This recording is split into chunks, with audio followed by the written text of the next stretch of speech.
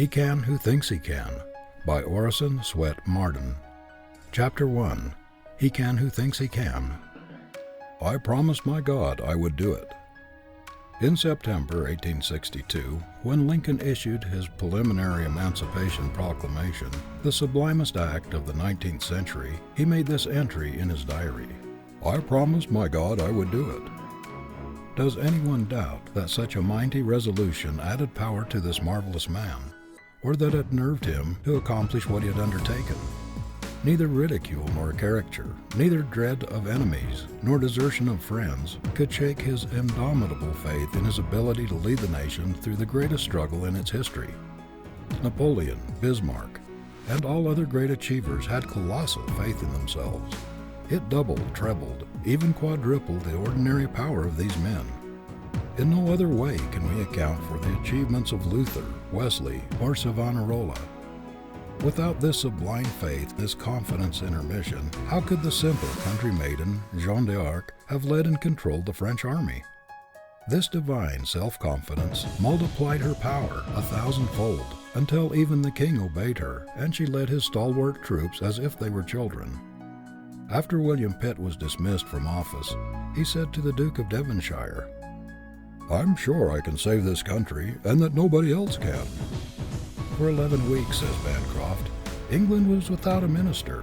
At length the king and aristocracy recognized Pitt's ascendancy and yielded to him the reins. It was his unbounded confidence in his ability that compelled the recognition and led to the supremacy in England of Benjamin Disraeli, the once despised Jew. He did not quail or lose heart when the hisses and jeers of the British Parliament rang in his ears. He sat down amid the jeering members, saying, You will yet hear me. He felt within him the confidence of power that made him Prime Minister of England, and turned sneers and hisses into admiration and applause. Much of President Roosevelt's success has been due to his colossal self-confidence. He believes in Roosevelt as Napoleon believed in Napoleon. There is nothing timid or half-hearted about our great president. He goes at everything with gigantic assurance, with that tremendous confidence which half wins the battle before he begins. It's astonishing how the world makes way for a resolute soul, and how obstacles get out of the path of a determined man who believes in himself. There is no philosophy by which a man can do a thing when he thinks he can't. What can defeat a strong man who believes in himself and cannot be ridiculed down, talked down, or written down? Poverty cannot dishearten him, misfortune deter him, or hardship turn him a hair's breadth from his course. Whatever comes, he keeps his eye on the goal and pushes ahead. What would you think of a young man ambitious to become a lawyer who should surround himself with a medical atmosphere and spend his time reading medical books? Do you think he would ever become a great lawyer by following such a course? No, he must put himself in a law atmosphere. Go where he can to absorb it and be steeped in it until he is attuned to the legal note. He must be so grafted upon the legal tree that he can feel its sap circulating through him.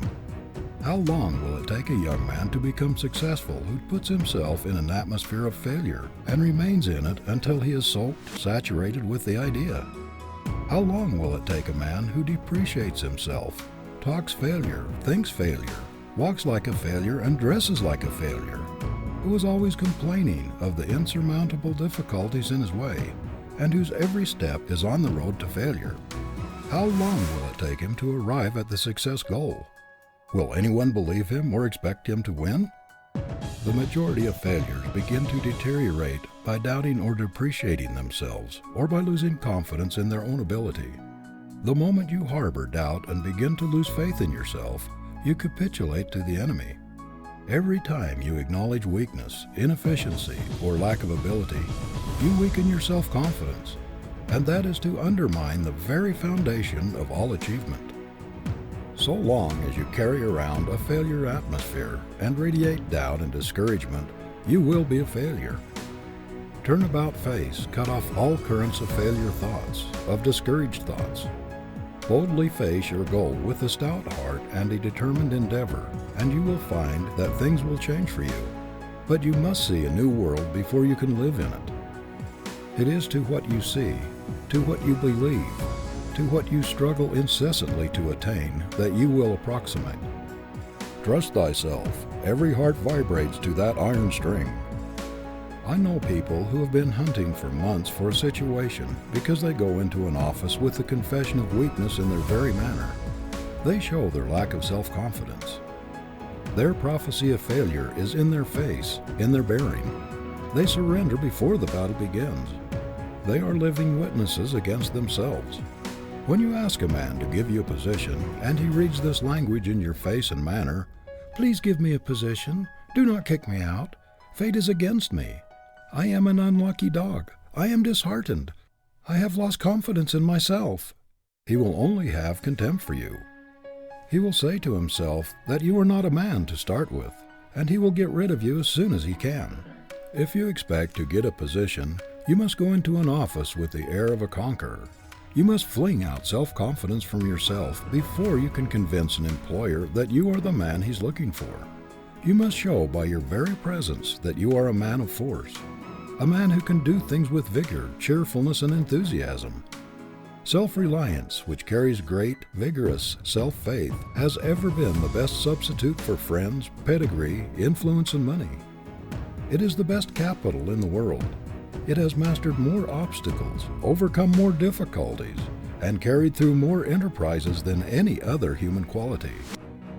I have interviewed many timid people as to why they let opportunities pass by them that were eagerly seized by others with much less ability, and the answer was invariably a confession like the following. "I have not the courage," said one. "I lack confidence in myself," said another. "I shrink from trying for fear I shall make a mistake and I shall have the mortification of being turned down," said a third.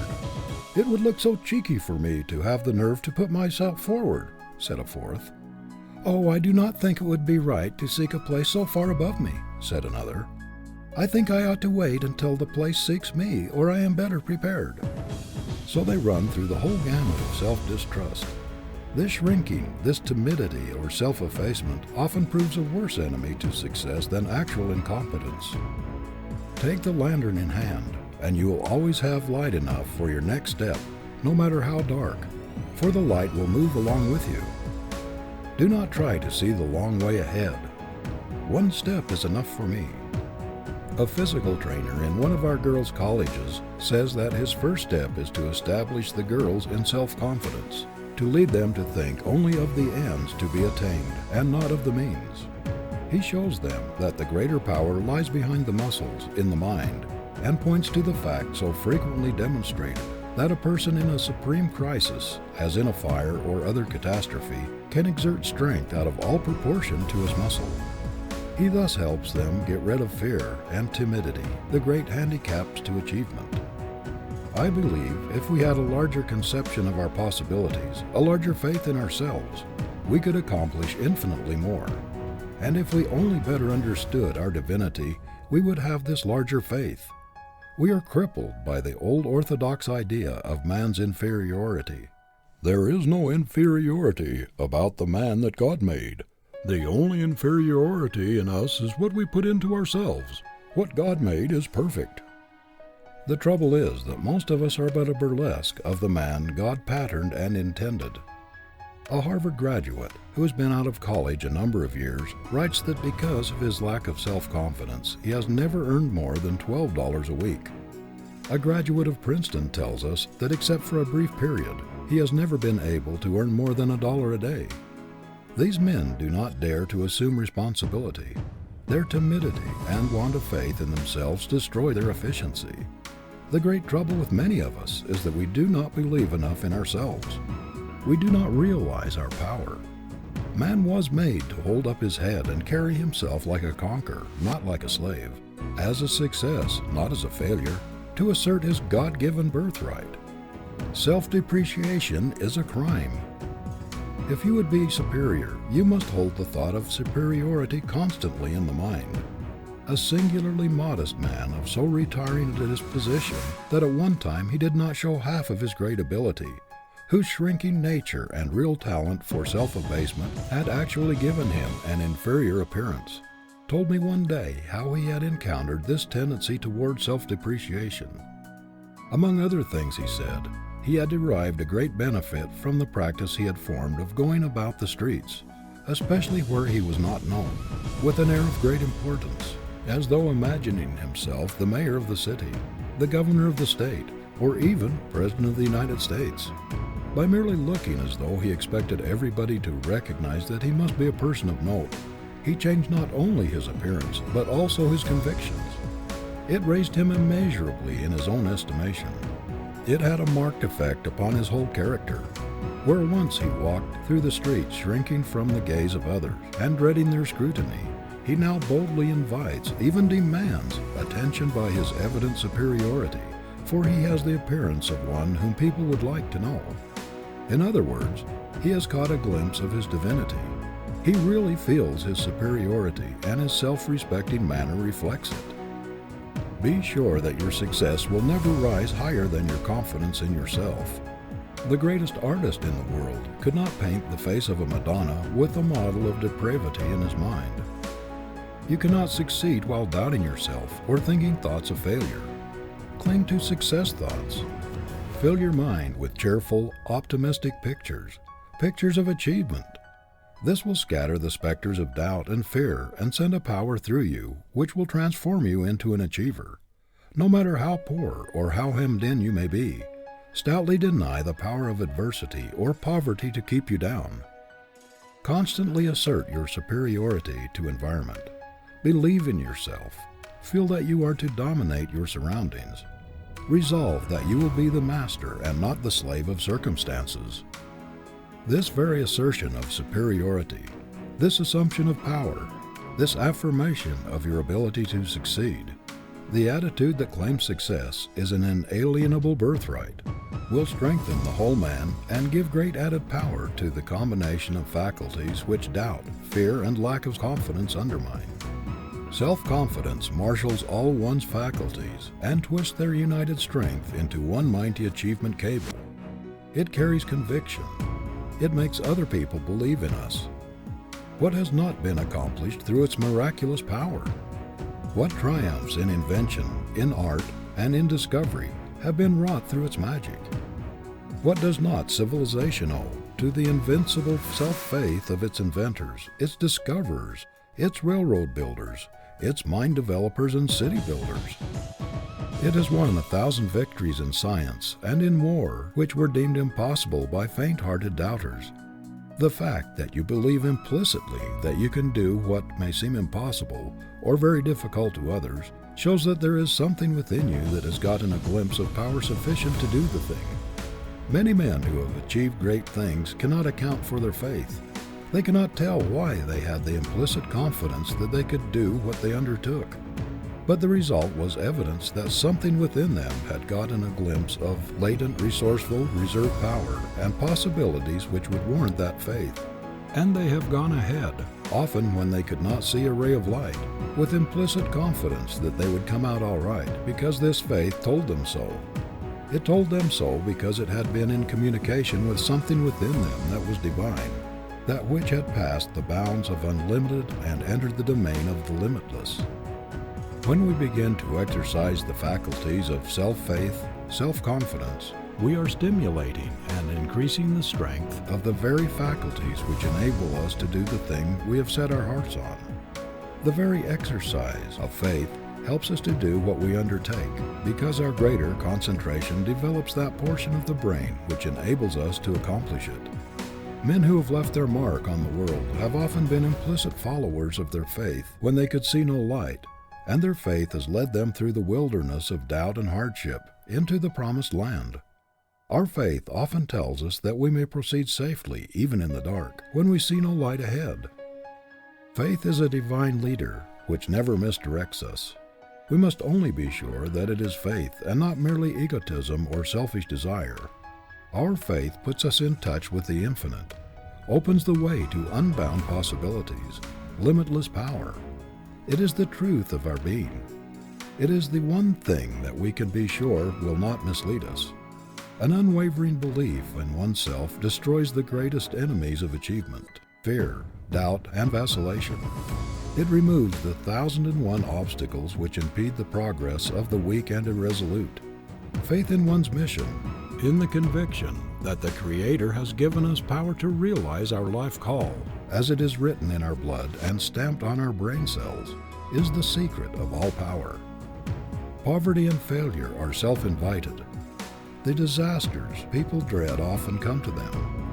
Worry and anxiety enfeeble their force of mind and so blunt their creative and productive faculties that they are unable to exercise them properly.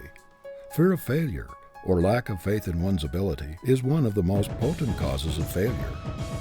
Many people of splendid powers have attained only mediocre success, and some are total failures because they set bounds to their achievement, beyond which they did not allow themselves to think that they could pass.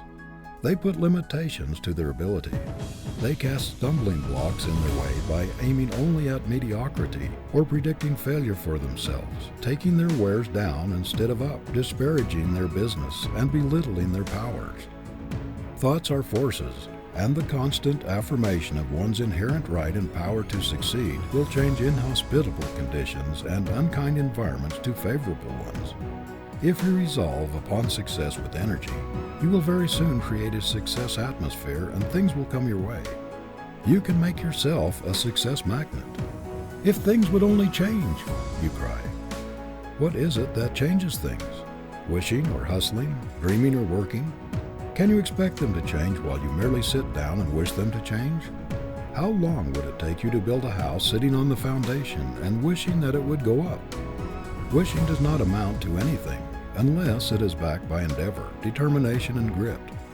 Webster's father was much chagrined and pained when Daniel refused a $1,500 clerkship in the Court of Common Pleas in New Hampshire, which he had worked hard to secure for him after he left college. "Daniel," he said, "don't you mean to take that office?" "No, indeed, Father. I hope I can do much better than that. I mean to use my tongue in the courts, not my pen.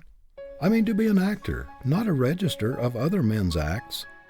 Sublime self-faith was characteristic of this giant's career.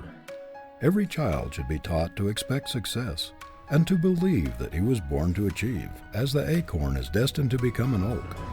It is cruel for parents and teachers to tell children that they are dull or stupid, or that they are not like others of their age. They should inspire them instead with hope and confidence and belief in their success birthright.